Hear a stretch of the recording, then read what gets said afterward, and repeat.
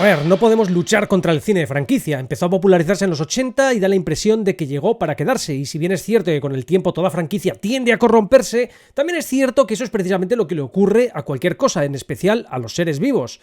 Así, una franquicia nace, crece, se reproduce y se corrompe, porque morir, lo que se dice morir, pues parece que con frecuencia no. Hay franquicias que incluso creíamos enterradas y de repente, ¡pop!, les sale una secuela o precuela o recuela o reboot o spin-off o lo que sea. Y ese es el caso de las dos franquicias cuyas últimas películas son objeto de la comparativa de este vídeo: El Exorcista y La Profecía.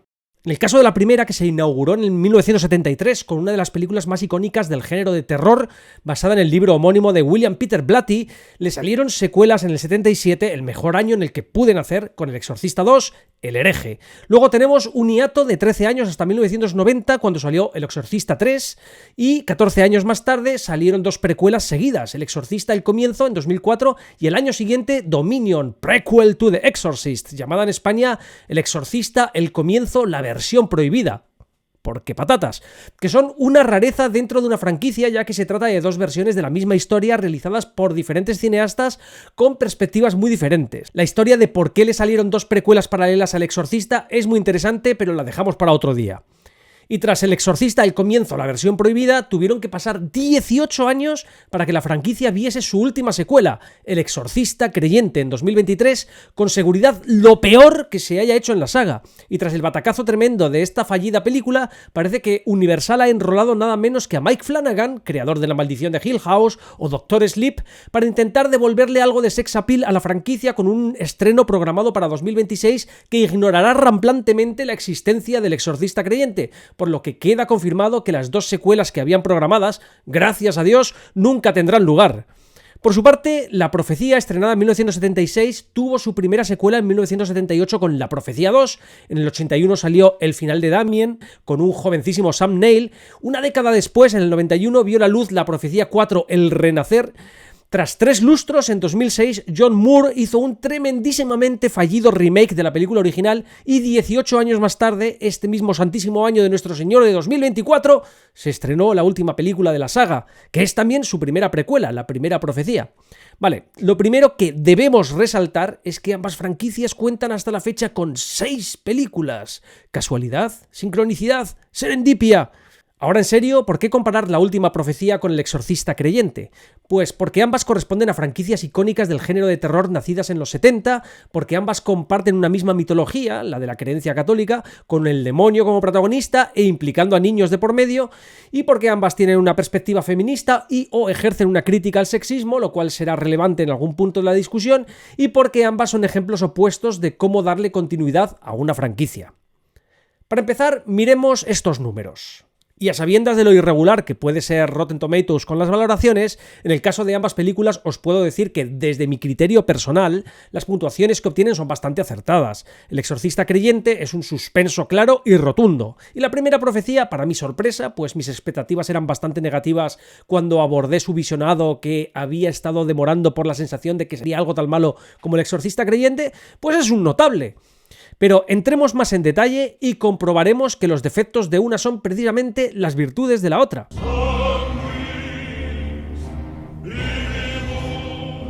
El peor defecto de los muchos que tiene El Exorcista Creyente es la destrucción de su propia mitología. La historia, buscando ampliar el marco metafísico de la cuestión del mal, trasciende el entorno de la creencia católica para abarcar otras creencias en un proceso en el que al mismo tiempo el impacto de la figura del demonio se diluye. Y ello también es consecuencia de la pérdida de los elementos estéticos o temáticos del catolicismo, que son los que le daban coherencia interna a las anteriores películas de la saga y que permitían que hasta el espectador más ateo pudiese participar razonablemente de la suspensión de la incredulidad y disfrutar la historia o incluso acojonarse cuando hiciera falta. Resulta cachondo que en una película llamada El Exorcista Creyente no logres creerte nada. Sin embargo, La Última Profecía es, para los tiempos que corren en los que parece que todo es víctima de la deformación del posmodernismo, deliciosamente fiel a sus orígenes temáticos y estéticos, precisamente porque no subvierte el marco metafísico y mitológico de la profecía original. Lo que ocurre en La Primera Profecía es mucho más creíble desde el punto de vista de la suspensión de la incredulidad, porque, a pesar de tener sus cosillas de las que hablaré luego, la película no se pone palos en las ruedas. Es alucinante cómo la película número 17 de David Gordon Green, El exorcista creyente, resulta tan desastrosa, poco talentosa, por momentos ridícula hasta la vergüenza ajena y desde luego una falta de respeto a su franquicia, a la cual parece querer dar muerte como hizo con la franquicia de Halloween. Mientras que el primer largometraje de Arkasha Stevenson, La primera profecía, entrega una película que, aun con sus cosillas, derrocha talento a raudales y busca conscientemente respetar los orígenes de la franquicia e incluso homenajearla con bastante acierto. Quedaos con este nombre, Arkasha Stevenson, porque lo que he visto promete. Pues sí, el problema del exorcista creyente es que se tira un meteorito al tejado al cambiar por completo el paradigma religioso, rompiendo los puntos de contacto teológicos con el exorcista original. Intentando actualizar la historia clásica, reemplaza la fe genuina por un contemporáneo sentido de comunidad, pero lo único que logra es que la fe resulte irrelevante. Y de ahí que el demonio pierda todo su poder, su esencia y capacidad de impacto. Insisto, esto no tiene nada que ver, pero nada en absoluto, con que si crees o no crees. El exorcista de 1973 hizo cagarse hasta el ateo más redomado. Es curioso el poder del marco metafísico del universo de una narración.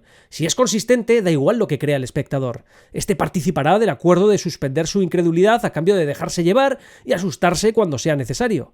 Y eso que precisamente uno de los temas principales del exorcista original es la crisis de fe y la duda, pero está llevado magistralmente, con un tratamiento similar, diría yo, al del horror cósmico, al poner a la protagonista, a la madre de Regan, al borde del vacío cuando la ciencia y la medicina fallan y no logran dar respuesta a lo que sea que le pase a su hija.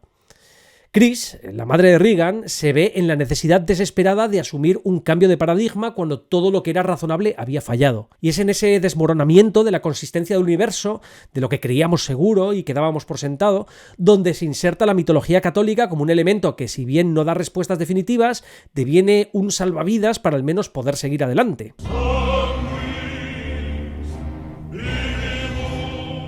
Si os dais cuenta, la fórmula del exorcista de acudir a valores y creencias pasadas de moda es una constante en el cine de los 70 y de los 80.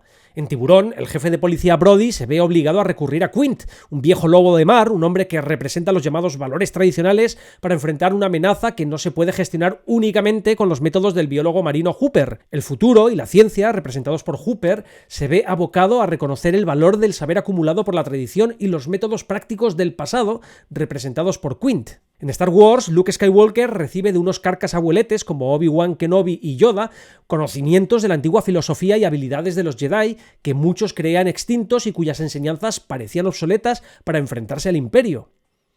En La jungla de cristal, Duro de matar en Latinoamérica, McClane utiliza su entrenamiento tradicional, ingenio y valor individual en contraste con las tácticas modernas de los terroristas y la ineficacia de las autoridades contemporáneas. En La cosa de Carpenter, los investigadores deben confiar en la intuición, la desconfianza y métodos antiguos de prueba y error para identificar y combatir la amenaza alienígena, destacando la impotencia de la tecnología moderna frente al terror primordial.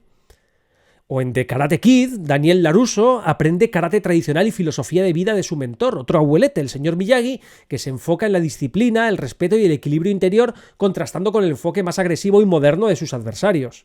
O también en Cristal Oscuro, Jen debe recurrir a las antiguas profecías y sabidurías ancestrales para completar su misión, lo que subraya la importancia del conocimiento y los valores tradicionales. En El exorcista original tenemos un ejemplo paradigmático de este tratamiento del conocimiento pasado y lo tradicional como salvavidas, dado que la madre de Regan, disponiendo de todos los medios económicos y los recursos necesarios para darle a su hija cualquier tratamiento que el dinero y la ciencia moderna puedan comprar, constata cómo cada uno de estos elementos falla uno tras otro hasta verse abocada a recurrir a la Iglesia, una institución que le es bastante ajena y que considera arcaica. Este enfoque del valor de lo tradicional o de la sabiduría y creencias ancestrales lleva unos años siendo desafiado en el cine y televisión por historias que buscan deslegitimar el valor del pasado, de la tradición o de la sabiduría del anciano o del mentor.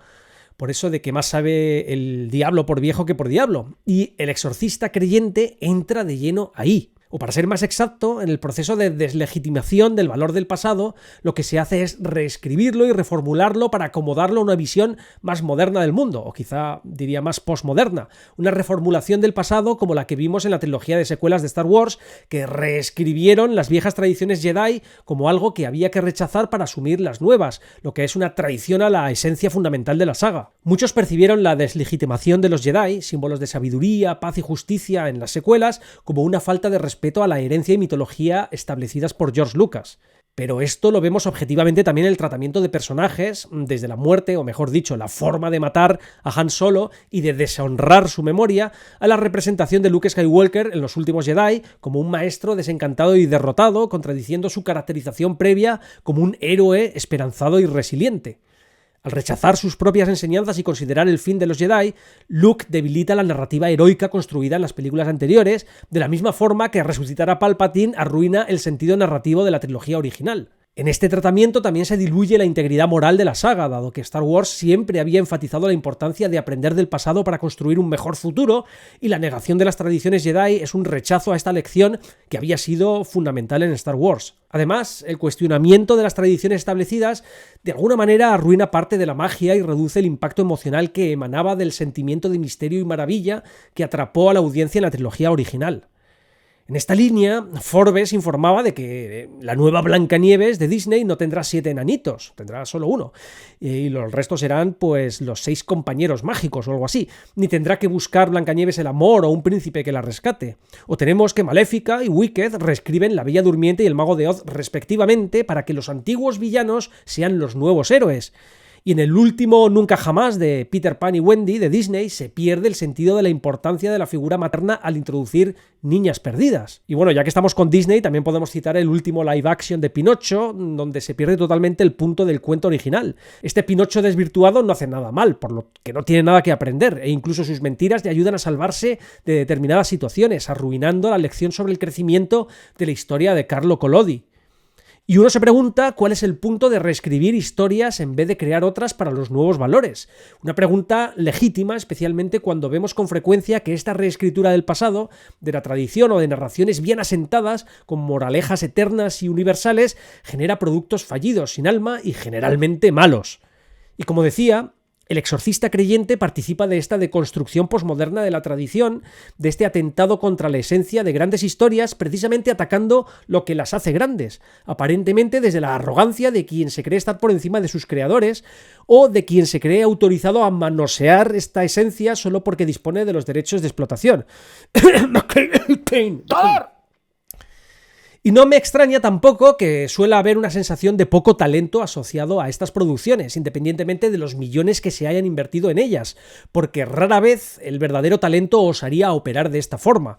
El verdadero talento es respetuoso con la esencia de las historias que lograron trascender, pues como el Pinocho de Guillermo del Toro o la trilogía del Señor de los Anillos de Peter Jackson. E incluso voy a meter a Andor en esta lista, ¿por qué no? Bueno, ¿y qué hace en este sentido el exorcista creyente en concreto? Pues reescribe la idea de la fe y el rito del exorcismo para que se incluya a todas las creencias, subrayando muy fuerte la I de los objetivos DEI de muchas producciones actuales, en un intento de, por un lado, transmitir la idea de que es más fuerte la fe en la comunidad humana que en Dios a la hora de combatir el mal, y por otro lado de transmitir la idea de que el mal de esta película es más amenazante que el de la película original porque puede ser más fuerte que cualquier creencia en vez de solo la creencia católica. Pero se trata solo de eso, de intentos, porque el enfoque de un mal metafísico que se manifiesta en forma de demonio poseyendo a gente solo funciona en el contexto de una creencia concreta, porque las distintas creencias tienen concepciones muy diferentes del mal y de sus expresiones físicas o metafísicas. De esta forma, al incluir diversas creencias en la lucha contra el demonio de la película, en la percepción del espectador, estas se diluyen de la misma forma que si no hubiese ninguna creencia. Y sin creencia de por medio que sustente a un demonio, no hay un justificante narrativo para que el espectador acepte participar de la suspensión de la incredulidad, independientemente de que sea creyente, agnóstico o ateo. El exorcista creyente destruye con arrogancia el marco metafísico y conceptual que confiere al demonio todo su poder, precisamente, como decíamos antes, al diluir los potentes elementos de la fe católica de la saga entre una amalgama de creencias o confesiones dispares. Y no puedo dejar de insistir en que la potencia de estos elementos no tiene nada que ver con tu creencia personal. En el exorcista original, la creencia católica la puede comprar cualquiera ajeno a ella como un elemento cohesionador del universo diegético, de la misma forma que cualquiera puede dejarse llevar por la idea de la existencia de vampiros en Drácula, sin que necesite creer en ellos necesariamente para participar de la suspensión de la incredulidad. Tampoco puedo evitar apuntar la idea de que la película parece sufrir esa característica de la secuelitis aguda de Hollywood, que consiste en que en sucesivas iteraciones de una franquicia todo tiene que ser más numeroso o más grande. En Alien tenías un monstruo, en Aliens tienes un montón. En Twister había que enfrentarse a un tornado cada vez. En Twisters hay que enfrentarse a un montón de ellos al mismo tiempo. En Una Nueva Esperanza estaba la Estrella de la Muerte. En El Despertar de la Fuerza tienes la enorme base Starkiller 15 veces más grande como mínimo. En Parque Jurásico viste 7 especies de dinosaurios. En Jurassic World Dominion salen 35. Pues aquí igual. El exorcista creyente, ahora con más creencias: católica, pentecostal, baptista, santería, espiritismo e islam, y además con 2 niñas en lugar de una. El problema, en mi opinión, es intrínseco al concepto. Prácticamente cualquier creyente en una determinada creencia puede aceptar puntos de encuentro en lo general con otras creencias. Por ejemplo, la idea de un dios o compartir una escala de valores. Pero esto es más difícil en lo concreto, como puede ser la manifestación física del mal o incluso la definición o interpretación de lo que es el mal. Una película simplemente no puede abarcar con suficiencia las particularidades de cómo cada una de las creencias puestas en juego interpreta el mal que posee a las niñas, de forma que el conflicto de quién tiene la interpretación correcta nunca llega a ninguna parte, y la catarsis de que todos dejen de lado sus diferencias y se unan es absolutamente inexistente, siendo este presuntamente el punto al que se quería llegar con la subversión de la esencia de la fe católica de la franquicia, para sustituirla por una insulsa fórmula sincrética. Y resulta llamativo cómo la, digamos, personalidad o entidad del demonio de esta película, aquello que lo hace temible, se diluye de forma proporcional a la cantidad de creencias que se ponen en juego. Porque necesariamente la forma del mal, aquello de lo que es capaz de hacer y lo que sea que pueda estar amenazando, no puede ser igual para cada una de las creencias. Así, aunque para cada implicado en el exorcismo de la película pueda tener un sentido concreto y desde su perspectiva, desde su creencia, exista una hoja de ruta sobre cómo abordarlo, para el espectador no hay un anclaje, un marco de referencia que le indique cuál es la verdadera amenaza y qué es lo que está en juego. El exorcista creyente busca reemplazar el poder obsoleto de la fe, y digo obsoleto desde el punto de vista de quien escribió esta historia, por el poder de la comunidad. Y esta idea parece compatible con la que el sociólogo y pastor baptista Ryan Burch argumentó en el podcast de The Spectator, según la cual, para que la gente vuelva a la iglesia, a la que sea, debe hacerlo sobre la base de encontrar una comunidad, porque nunca volverá a creer. Así, el progresivo abandono de las iglesias estaría relacionado con la pérdida de la fe auténtica, obsoleta o incompatible con la modernidad, y habría que reimaginarla como algo relacionado con la comunidad y no con Dios. Y en este terreno entra de lleno el exorcista creyente cuando Chris MacNeil, la madre de la niña de la primera película, le explica al padre protagonista que pasó las últimas décadas investigando sobre exorcismos y descubrió que cada cultura tiene un rito. Dice Chris, atención. Sí, todos ellos acuden para reafirmar su fe en Dios, pero también para reafirmar su fe en el prójimo. Pero usted puede recuperar a su hija, aunque tendrán que estar todos unidos. Solo así funcionará. En otras palabras, que lo realmente importante de combatir el mal es que ahí es donde se reúne la gente. El poder de muchos. Y lo que sobre el papel podría parecer una buena idea, sobre todo si se la puede conectar con las nuevas sensibilidades cinematográficas de inclusión buenista, al tiempo que cree estar en perfecta sintonía con la forma dispersa y secular de entender la fe tradicional en el mundo posmoderno, pues en la práctica, y me refiero a su traducción en una película insertada en una franquicia con un marco metafísico muy concreto, resulta un desastre épico. Porque los creadores del Exorcista creyente parece que no se dieron cuenta de que todo lo que hizo grande al Exorcista de 1973 es precisamente aquello que subvirtieron e incluso invirtieron en su propuesta. Y estamos viendo constantemente cómo grandes franquicias son últimamente puestas en manos de gente que no entiende la esencia de lo que las hace tan queridas. Y para mi sorpresa, porque jamás esperaría que una película que nadie pidió en una franquicia que no parecía tener nada más que decir, va y aparece la primera profecía usando curiosamente el mismo fundamento temático del exorcista creyente, pero haciéndolo bien. Y ojo, que inevitablemente voy a tener que meter algún spoilercillo, por lo que si no has visto la primera profecía y te gusta el cine de este género, pues para el vídeo aquí y póntela. Está en Disney Plus, que ya te digo yo que como mínimo es un viajecillo bastante disfrutón, con algunas escenas memorables y creepies, pero también con algunas cosillas que puede que te hagan arrugar la nariz, aunque a mí no me han molestado demasiado para pasar un buenísimo rato. El planteamiento coincidente con el exorcista creyente es cómo abordar la amenaza del mal en una sociedad alejada de la iglesia o que pierde la fe. Mientras que en el exorcista creyente se busca ya no el poder de una, ni el poder de dos, sino el poder de muchas creencias, ya vais pillando por dónde van los temas recurrentes de la posmodernidad, y ya acabamos de ver por qué esta fórmula estaba abocada al fracaso al diluir el marco metafísico y mitológico de la franquicia en un montón de creencias infradesarrolladas, pues en la primera profecía toman este planteamiento, el de la gestión del mal en una sociedad alejada de la Iglesia, y le dan una vuelta de tuerca tan molona como retorcida, pero eso sí, sin salirse un ápice de su marco metafísico y manteniéndose más católica que el Papa. Algunos dirán que es también subversiva, pero es una subversión perfectamente enmarcada en su planteamiento metafísico. No solo no busca opciones o vías narrativas en otros marcos metafísicos o en otras creencias, sino que con 2 cojones la historia se mete de lleno en la Roma de los años 70 y de ahí no sale. Ves monjas, curas, obispos, conventos e iglesias a patadas. Todo huele a incienso, a velas y a pipí seco en sotana, y encima la protagonista es una novicia que va a hacer sus votos definitivos en la capital del catolicismo. Pero lo más cañero, y aquí el mega spoiler, y luego no te me quejes de que no aviso, es que el rollo va de que un cónclave secreto de la Iglesia Católica, como una segunda iglesia clandestina, con un obispo y todo a la cabeza, y del que participan un montón de servidores de Dios, monjitas incluidas, resuelve tomar medidas contra el creciente secularismo, especialmente entre los jóvenes, en el marco de los movimientos anticlericales estudiantiles de los años 70 en Italia. El siniestro plan consiste en organizar el nacimiento del anticristo para que la gente vuelva al amparo de la Iglesia. Es o no brutalmente retorcido, pero lo bueno es que retuerce utilizando los propios elementos de su contexto metafísico y creando una idea jodidísima en la que la Iglesia, o una parte de ella, es como el bombero pirómano. El caso es que este planteamiento, si lo piensas un poco, podría parecerte paradójico. Si la gente se aleja de la Iglesia porque ya no precisa de su amparo, entonces ¿el mal ha dejado de existir? Obviamente no. En la película vemos la violencia de las protestas estudiantiles perfectamente representada. Entonces, ¿cómo exactamente la llegada del anticristo iba a cambiar las cosas a favor de la Iglesia? Bueno, pues la respuesta a esta pregunta es lo que le dota de potencia y de credibilidad narrativa al retorcido planteamiento, que el mal que traería el anticristo es uno que solo la Iglesia Católica podría gestionar. Una vez que, como espectador, aceptas el marco metafísico de la propuesta, es decir, la mitología de la fe católica como algo real en un universo narrativo, entonces el disparate de este cónclave de traer el anticristo al mundo cobra todo el sentido. De esta forma, esta amenaza se vuelve más auténtica y así el espectador tiene un punto de anclaje para entender la gravedad de lo que está en juego, una razón para desconectar la incredulidad, dejarse llevar y acojonarse a gusto.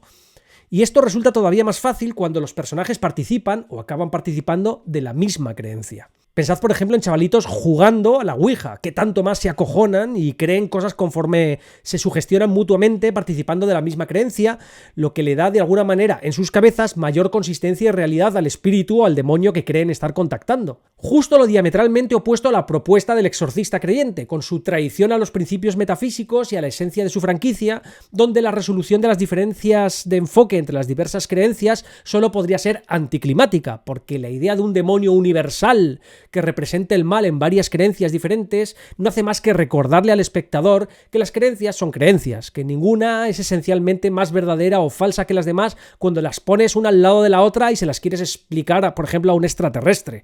Y que por tanto sus particularidades metafísicas, como por ejemplo la forma en la que se representa el mal, no muestran en conjunto ninguna realidad universal, sino que son eco de su contingencia histórica y cultural. Por eso ese demonio les quedó tan fofo y, si me permiten la gracia, desangelado. No porque no pueda resultar amenazante para personajes concretos en el marco de su creencia dentro de la película, sino porque no resulta creíble para el espectador. Por lo demás, antes os decía que prestarais atención al nombre de Arkasha Stevenson, porque la primera profecía es su primera película, y joder, vaya primera película. Siempre insisto en que intentemos valorar las películas no solo por lo que son, sino en un contexto más amplio, porque si uno puede decir legítimamente que Furiosa pues ni fu ni fa, la cosa cambia bastante cuando te das cuenta de que la ha hecho un tío de casi 80 años. Y si me dicen que la primera profecía es la película número 17 de su directora, pues seguramente sería más quisquilloso. Pero es que es el primer largometraje de Arkasha Stevenson, por lo que la absolví inmediatamente de sus pecadillos en el momento en el que me enteré del dato. Uno de estos pecadillos es pues lo de la novicia protagonista y otra postulante con la que convive, que cuelgan una noche los hábitos para irse de picos pardos a una discoteca, meterse unos copazos y tontear con unos mozos romanos en plan despedida de laico. Me pareció un tanto cringy y forzado, poco creíble, y el que estas dos servidoras de Dios apareciesen todo buenorras, con escotes de vértigo y todo, pues me sacó un poco del tema de lo que estábamos. No obstante, he de decir que al mismo tiempo la cosa tenía un puntito canalla bastante ochentero, y los puntos canallas menudean en la cinta, como lo del coche que estampa a uno de los mozos romanos contra una pared, y cuando la monjita protagonista le quiere ayudar, pues más bien como que se queda a medias. Y es que los puntitos gore están muy pero que muy bien llevados. A destacar en este sentido la primera secuencia de la película, que homenajea con un descaro que no busca ningún disimulo a la cinta original y que resulta una excelente carta de presentación del tono que va a tener la película. Y es que, como digo, la primera profecía pone en juego conscientemente, con mucha intención, los elementos estéticos del universo católico desde el primer minuto, con esta primera secuencia en la que salen dos curas, interpretados genialmente por Ralph Ineson y Charles Dance, una iglesia, un confesionario en el que se dan pinceladas de una turbia historia y un macabro accidente con una vidriera y una barra de metal. La escena me pareció tan buena que no dudé en seguir adelante, seguro de que la peli me ofrecería más momentos así, y gracias a mi brother David, que fue el que me recomendó la película. ¿Cómo me conoces? Ni que fuésemos gemelos.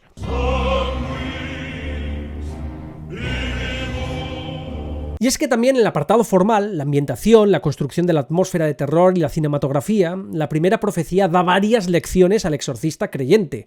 Lo de Arkasha Stevenson diciéndole a David Gordon Green lo de agárrame el cubata, se siente como el típico niño asiático recién llegado enseñándole cómo se toca la guitarra a un veterano, porque este señor tiene 16 películas en su haber como director, además de una amplia trayectoria en series de televisión, lo cual demuestra que un currículum extenso no es garantía de nada. El exorcista creyente comienza con toda la pinta de ser un slow burner que en algún momento despegará, pero tal cosa nunca llega realmente a ocurrir, además de que una vez establece su premisa, el desarrollo se hace tremendamente previsible sin ningún giro particular y el tercer acto es tremendamente anticlimático.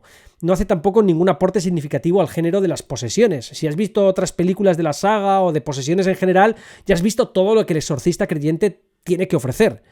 Y el hecho de tener el doble de niñas poseídas de lo normal tampoco logra que sea el doble aterradora. Antes bien, en el mejorcísimo de los casos resulta la mitad de aterradora.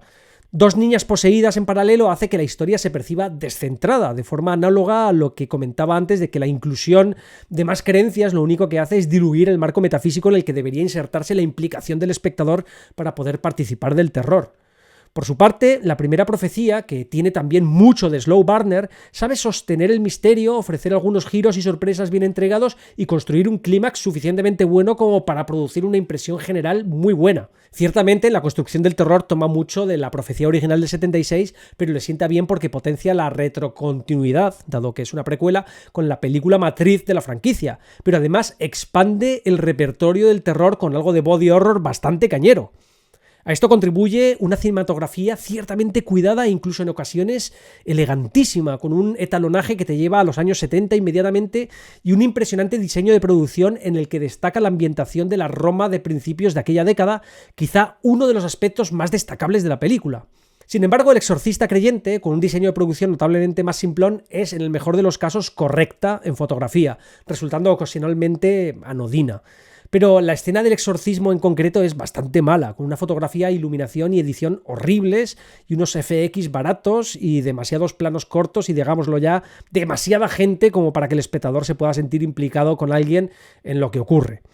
Resulta bastante impresionante comprobar lo que la primera profecía logró con exactamente el mismo presupuesto que El exorcista creyente, $30 millones. Porque en el primer caso están perfectamente justificados con el diseño de producción, con un trabajo de reconstrucción y ambientación de la Roma de los 70, como digo, bastante impresionante. Vestuario, vehículos, localizaciones, además de la filmación in situ, el empleo de numerosos extras en varias escenas, decorados y atrezo elaborados y unos efectos especiales muy resultones, abundando los prácticos sobre los digitales. Y con el mismo presupuesto, El exorcista creyente lo tenía muy fácil para haberlo aprovechado mejor, dado que no precisaba del diseño de producción y de ambientación histórica de la primera profecía. Como mucho, la escena inicial del terremoto, que no está mal, justificaría parte de esa inversión, pero al poner ambas películas uno al lado de la otra, con el mismo presupuesto, uno no puede evitar pensar que El exorcista creyente es un timo. Algunos pensarán que meter a Ellen Burstyn y a Linda Blair, esta en un cameo al final, supondría un buen pico del presupuesto, pero según Showbiz Galore, la primera cobró $550,000, $100,000 menos de lo que cobró el protagonista Leslie Odom.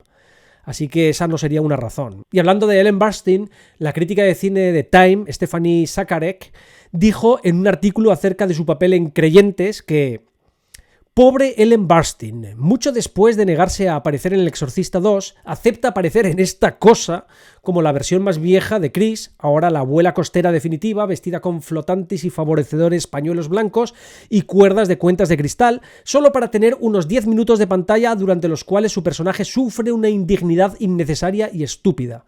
Aunque no es algo que pudiera haber sabido hace 47 años, Burstyn dijo sí a la secuela equivocada de El Exorcista. Ojalá hubiera elegido la que tenía poesía en el alma. Y yo no podría estar más de acuerdo. No solamente se desaprovecha pavorosamente el regreso del personaje para haber ofrecido algo más elaborado y a la altura de su iconicidad, digamos, sino que no había realmente ninguna razón para mutilarla de esta manera. El ataque que sufre de una de las niñas poseídas no solo no aporta nada en absoluto a la trama, sino que se siente precipitado y fuera de lugar. Es una resolución muy torpe. Pero la indignidad innecesaria y estúpida de que es objeto Chris MacNeil va mucho más allá, cuando el guión le hace decir lo siguiente, atención. Yo no llegué a ser testigo, ¿sabe? Del exorcismo, digo. No me dejaron entrar. ¿Por qué no? En mi opinión, porque no soy miembro de su dichoso patriarcado. Nadie se cree que esto sería la opinión del personaje, y hacérselo decir es un insulto a la película original y una contradicción con la Chris MacNeil que nos presenta la misma película. Dediqué los 10 años posteriores a intentar comprender lo que vi con mis propios ojos. Estudié cada cultura, cada religión y cada ritual que pude encontrar. Usted es una especie de experta en posesiones demoníacas, ¿es correcto? Podría decirse que sí. Entonces entró un día en la Iglesia Católica y dijo, ¿quiero apuntarme a la escuela de exorcistas? Para empezar, yo no soy exorcista. Eso se lo dejo a los profesionales. Sí, como afirma, ha estudiado durante más de 10 años los ritos de exorcismo de todo el mundo y se considera una experta en el tema, sabe perfectamente que la razón por la que no estuvo presente en el exorcismo no tiene nada, pero nada que ver con el dichoso patriarcado de la Iglesia. Es descaradísima la inserción de la opinión de los guionistas que incluso buscan deconstruir el rito del exorcismo de la película original, mintiendo descaradamente sobre la razón por la que Chris no estuvo presente. No solo ella nunca solicita estar presente, sino que en un momento dado su hija poseída le da tal pedazo de paliza, después de haberla visto hacer guarradas con un crucifijo y girar 180 grados su cabeza, que luego no vuelve a entrar en su cuarto ni siquiera para asomarse a la puerta. La película deja bien claro que Chris ha tenido suficiente, que está acojonadísima y deja el asunto en manos de, digamos, los expertos. Venir a decir que en su opinión no pudo estar presente por el dichoso patriarcado de la Iglesia es una soberana estupidez, que ridiculiza a uno de los puntos temáticos más importantes de la película que comentábamos antes, el de acudir a valores y creencias pasadas de moda para enfrentar un problema que la ciencia, la modernidad o los valores actuales no logran solucionar. Pero también es, en el universo narrativo, un insulto a la memoria de los 2 sacerdotes que dieron su vida para salvar a Regan, y resulta extremadamente poco creíble que Chris, su madre, se exprese así con respecto a aquellos, en particular cuando uno de ellos era un buen amigo suyo. Sin embargo, la primera profecía no solo respeta la original en todos sus frentes, desde los temáticos a los estéticos, sino que en ocasiones parece querer rendirle homenaje de forma explícita, en particular con algunas muertes, como la del cura del principio, que es un eco descarado de la del padre Brennan, lo cual tiene tintes proféticos, aludiendo al título de la saga, dado que el cura que presencia esta muerte es el mismo personaje, aunque interpretado por otro actor, que muere de forma muy parecida en la peli original. O la muerte de la monja, que se quema a lo bonzo y se ahorca, que remite a la muerte de Holly, o la del mozo romano aplastado por un camión, que es básicamente el paralelo de la muerte del fotógrafo Keith Jennings. Y sí, las llamo homenaje y no plagio, porque la intención de que sean lo primero, guiños a la película matriz, viene reforzado por las interesantes variaciones introducidas en estas muertes. Además, se suman a la larga lista de easter eggs con los que sin duda se pueden entretener los fans de la franquicia. Y sobre el tratamiento del terror, la primera profecía, aunque incurre en algún que otro cliché, evita jugar a los sustos baratos como lo hace el exorcista creyente y persigue construir una atmósfera inquietante y opresiva manteniendo el terror en los márgenes hasta que puntualmente se permite desatarlo. Al servicio de esta elaboración de la atmósfera encontramos la potencia inherente a la ambientación católica, monjas espeluznantes, un antiguo orfanato con habitaciones de castigo, callejuelas oscuras de Roma, velas y en general el cuidadísimo diseño de producción, como decíamos antes. Pero no podemos pasar por alto la magnífica banda sonora de corte litúrgico oscuro que potencia por asociación el marco metafísico de la peli. Cuando escuché esto,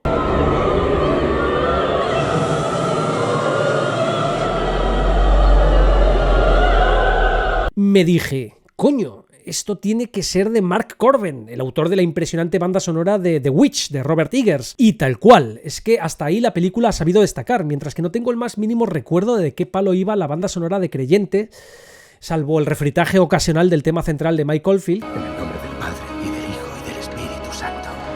Señor, guíame para poder ser mejor padre. Y eso que la acabo de volver a ver. Y echándole un ojo después a la banda sonora original de David Wingo y Aman Abbasi, entiendo por qué me había pasado totalmente desapercibida, porque consiste casi toda en música drone, es decir, básicamente minimalista, llena de sonidos y notas sostenidas, con poca variación armónica, sin melodías reconocibles.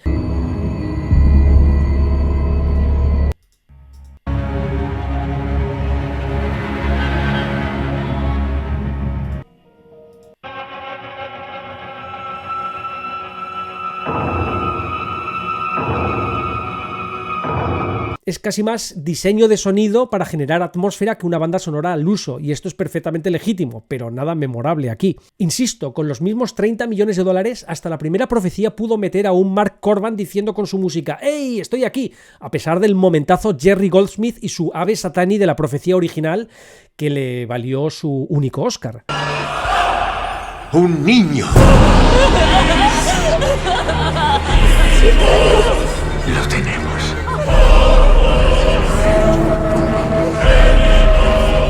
Por lo demás, El exorcista Believer no es ni remotamente aterradora y con frecuencia da vergüenza ajena ver cómo la cinta intenta crear algo de terror con algún susto barato.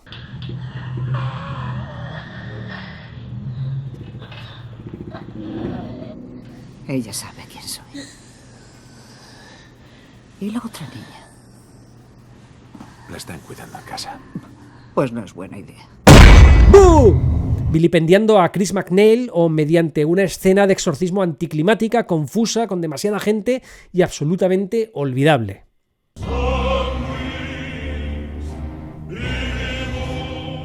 Antes mencionaba la infame línea del personaje Chris MacNeil, según la cual ella no habría estado presente en el exorcismo de su hija por culpa del dichoso patriarcado de la Iglesia.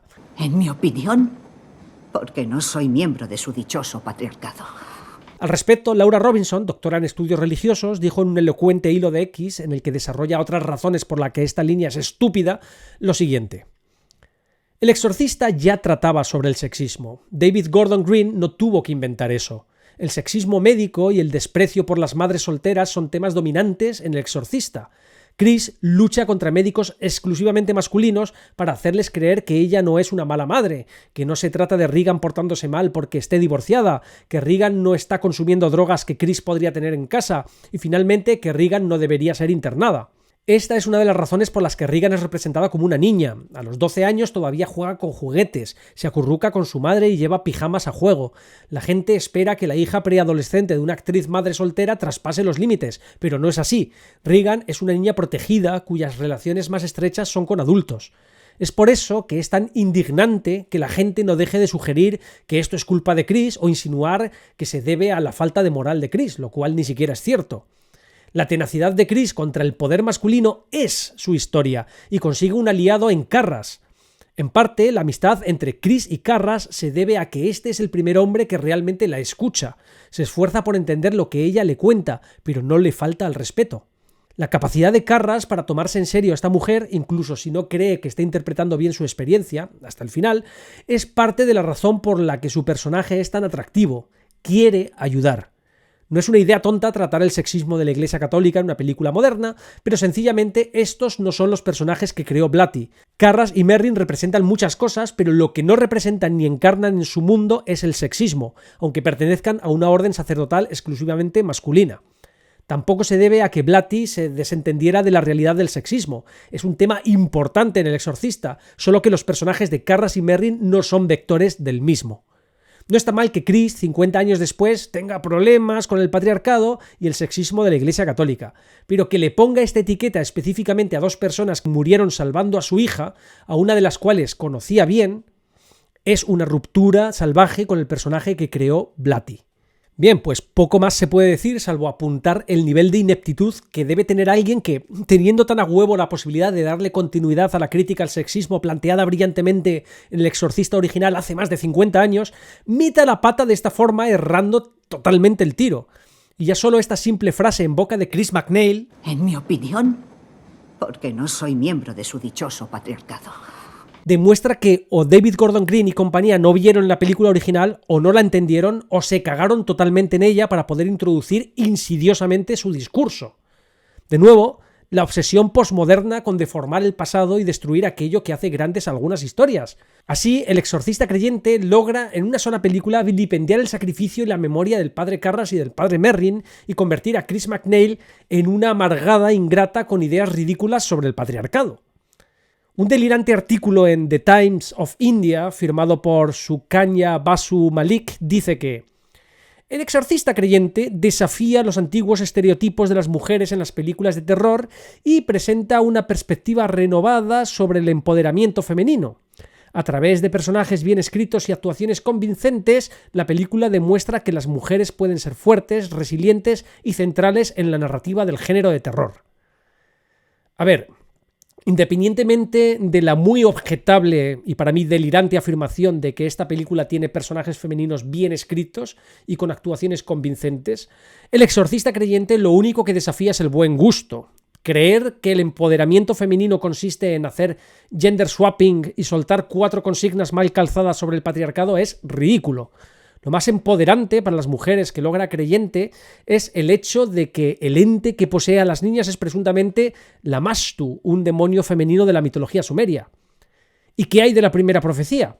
Pues demuestra que se puede hacer una película de terror protagonizada por mujeres que trate temas como la maternidad y el abuso del poder sobre el cuerpo de la mujer, que se atreva incluso a mostrar sin tapujos el cuerpo femenino en pleno parto de forma gráfica, sin que sientas ni por un momento que la directora Arkasha Stevenson esté interesada en la denuncia o en los panfletos feministas. La reimaginación del body horror desde una perspectiva femenina, sin caer en el exploitation con el que se ha tratado tradicionalmente el cuerpo de la mujer en el género del terror, es también un gran aporte. Y en relación a cómo El Exorcista creyente trata la memoria de los sacerdotes de la primera película, pues la primera profecía no necesita denigrar la imagen de los curas porque patriarcado. En la primera profecía participan del siniestro cónclave hombres y mujeres por igual y hay mucha monjita muy hija de puta, además de que los personajes del padre Brennan o del padre Gabriel se presentan como honestos aliados masculinos. La película sabe entender su contexto, la esencia de su franquicia y no necesita meter pullitas ideológicas. Incluso en lo de cómo hacer una película de terror con perspectiva femenina, Stevenson se merienda a Green con patatas. En conclusión, la primera profecía demuestra que se puede hacer una buena inserción en una franquicia que parecía muerta, utilizando inteligentemente sus elementos estéticos y temáticos más emblemáticos y respetando su película matriz, la esencia de la franquicia, sin que se sienta completamente derivativa. Por su parte, El Exorcista creyente es un excelente ejemplo de lo que ocurre cuando o no se entiende o se manipula insidiosamente la esencia de la película matriz de una franquicia a la hora de hacer una secuela. En particular, El Exorcista creyente despoja al Exorcista original de su esencia temática e incluso estética y busca viajar en negro sobre el éxito de aquella película apelando a la nostalgia del cameo, recurso que incluso emplea fatal al infrautilizar a Ellen Burstyn, hacer decir a su personaje gilipolleces y someter a este personaje a una indigna mutilación absolutamente innecesaria. En una época en la que franquicias de terror veteranas como Halloween y El Exorcista están siendo revividas, o deberíamos decir, destrozadas de manera tediosa y sin un ápice de creatividad, y encima por el mismo director, es refrescante y magnífico ver una película como La primera profecía que, a pesar de sus cosillas, suma, divierte, acojona y encima te regala el placer de tener una grata experiencia estética audiovisual verdaderamente talentosa en lo que parecía una peliculilla de terror del montón. Y a mí al menos me demuestra también que el problema de la general baja calidad de las secuelas, precuelas, recuelas y demás radica más en la falta de talento y de creatividad de quienes las abordan que en algún problema inherente al cine de franquicia. Lo que se necesita es gente con talento y visión, y que los ejecutivos se queden en su despacho. Tomad nota. Prestad atención a Arkasha Stevenson porque demuestra tener talento y visión, y no le hagáis mucho caso a ese David Gordon Green que ya es oficialmente otro destructor de franquicias, como JJ Abrams. Y esto era todo. Echadme ese pedazo de like si os ha gustado el vídeo, decidme cositas en los comentarios y si queréis, proponedme películas para que las compare. También os invito a suscribiros, a activar notificaciones para recibir puntualmente más mandanga de la buena, como esta, y considera unirte al canal para ayudarme a seguir creando contenido a cambio de directos exclusivos, preestrenos y demás. ¡Nos vemos! ¡Chao!